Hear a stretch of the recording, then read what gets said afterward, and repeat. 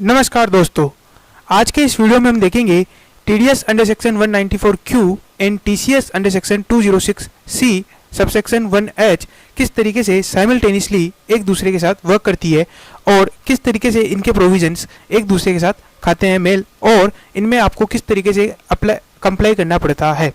चलिए शुरू करते हैं, बट उससे पहले हमें एक बेसिक चीज़ समझनी पड़ेगी। चलिए उसे समझते हैं। सबसे पहले हमारे पास एक बायर है, एक सेलर है जो अपना गुड्स अपने एक परचेजर को सेल करता है। अब ये जब उसे सेल करेगा तो उसके बदले में ये परचेजर उसे कुछ पेमेंट देगा। अब यहाँ पे टीडीएस कौन काटेगा?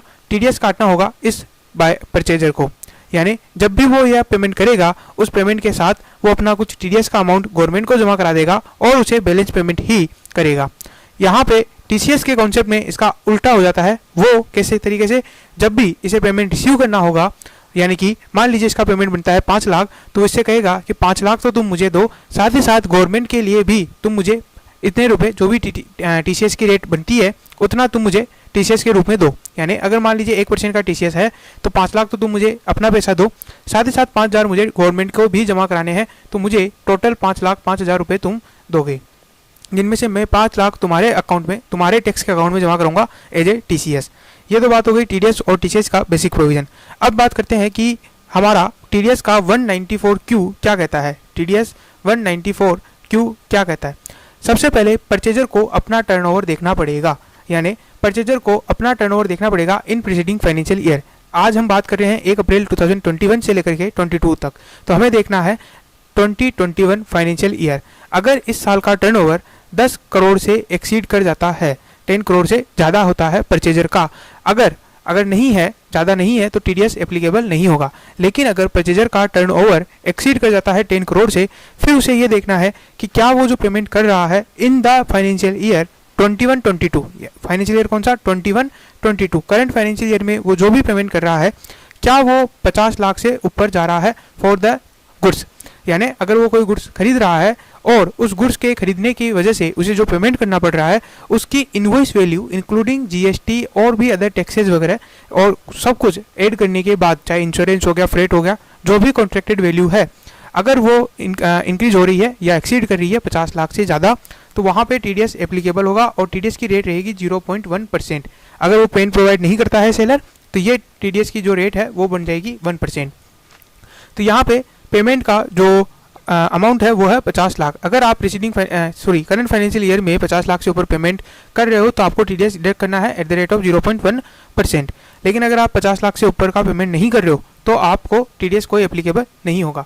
अब दूसरी बात, जब भी आप 50 लाख से ऊपर का पेमेंट कर रहे हो तो आपको ये देखना है कि एक्स्ट्रा पेमेंट कितना करना है। जैसे अगर आप 51 लाख का पेमेंट करना है, 51 लाख का पेमेंट हो रहा है, तो आपको केवल 1 लाख पे ही टीडीएस डिडक्ट करना है, 50 लाख पे नहीं करना है। 50 लाख का एक तरीके से आपको एग्जम्पशन मिल गया, आपको एक छूट मिल गई।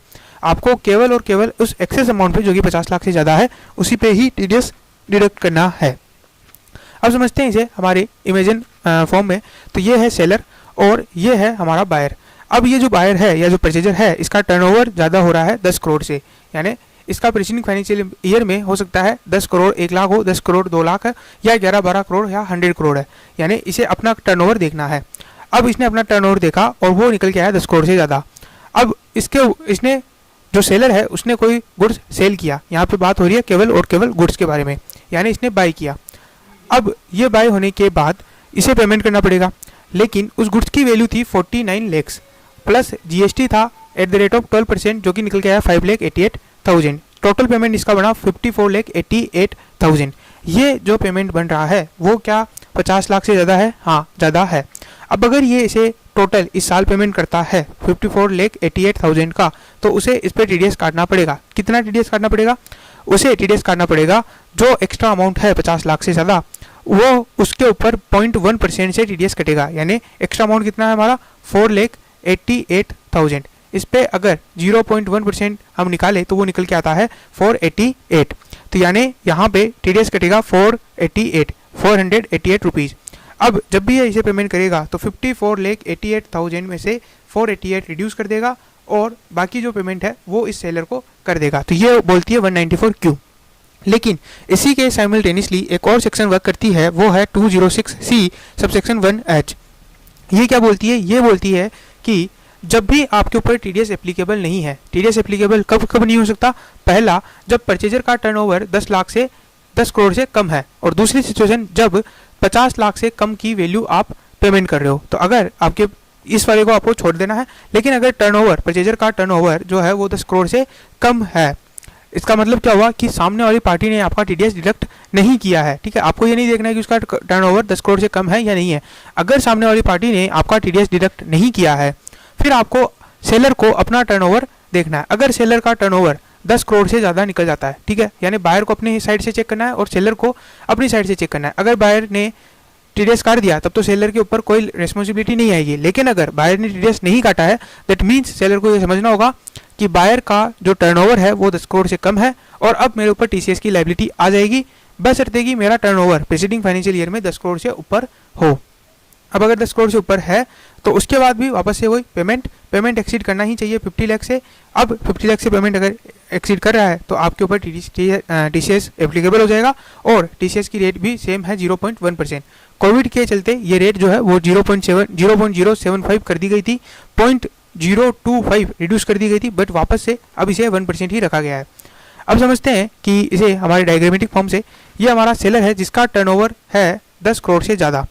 अब यहाँ पे इसका टर्नओवर जो है वो 10 करोड़ से कम होना चाहिए। ठीक है, अगर 10 करोड़ से ज़्यादा है तब तो ये टीडीएस काट लेगा, और अगर ये टीडीएस काट लेगा तो टीसीएस जो है अस्तित्व में ही नहीं आएगा। मान लीजिए सेलर का टर्नओवर भी 10 करोड़ से ज़्यादा है और बायर का या परचेजर का टर्नओवर भी 10 करोड़ से ज़्यादा है, तो ऐसी सिचुएशन में टीडीएस एप्लीकेबल हो जाएगा, 194Q एप्लीकेबल हो जाएगा, और 206C सबसेक्शन 1H एप्लीकेबल नहीं होगा। अब वापस से यहाँ देखते हैं कि परचेजर का अगर यहाँ पर भी टर्नओवर 10 करोड़ से ज़्यादा है तो यहाँ पे टीडीएस एप्लीकेबल हो जाएगा, बट जो टीसीएस है वो एप्लीकेबल नहीं होगा। तो यहाँ पे हम लिख देंगे कि परचेजर का जो टर्नओवर है वो 10 करोड़ से ज़्यादा नहीं है। अब ऐसी सिचुएशन में जब सेल होगा उसके बाद उसे टीसीएस काटना पड़ेगा। तो यहाँ पे वापस हमारा प्रीवियस एग्जांपल कि 49 लाख का हमने गुड्स बेचा जिस पे जीएसटी था 5,88,000, टोटल अमाउंट निकल गई 54,88,000। अब टीसीएस में क्या होगा, इसका उल्टा हो जाएगा। टीसीएस में जो परचेजर है उसे 54,88,000 तो पे करना ही पड़ेगा, साथ ही साथ उसे टीसीएस भी पे करना पड़ेगा 488 का। ठीक है, यानी 54,88,000 तो पे करना ही है, प्लस 488 टीसीएस का अमाउंट भी पे करना है अलग से। अब क्या हो, मान लीजिए अगर ये पेमेंट नहीं करता है तो ये माना जाएगा कि जो 54,88,000 है वो इंक्लूसिव ऑफ टीसीएस है, और इसमें से ग्रोसअप का फॉर्मूला अपना करके इसका टीसीएस निकाल के गवर्नमेंट को जमा कराना पड़ेगा। तो जब भी इसके ऊपर इंक्वायरी आएगी या जब भी इसका असेसमेंट निकलेगा तब उस पर टीसीएस को इस तरीके से ग्रोसअप फॉर्मूले से निकाला जाएगा और गवर्नमेंट उस टीसीएस को ले लेगी। ये तो हुई आज की बात कि टीडीएस और टीसीएस किस तरीके से वर्क करता है और दोनों साइमल्टेनियसली किस तरीके से। आज का वीडियो बस इतना ही। अगर आपको वीडियो पसंद आए तो प्लीज़ इसे लाइक करिएगा, साथ साथ हमारे चैनल को सब्सक्राइब करके बेल आइकन जरूर प्रेस करें। Thank you very much, once again good day, good bye.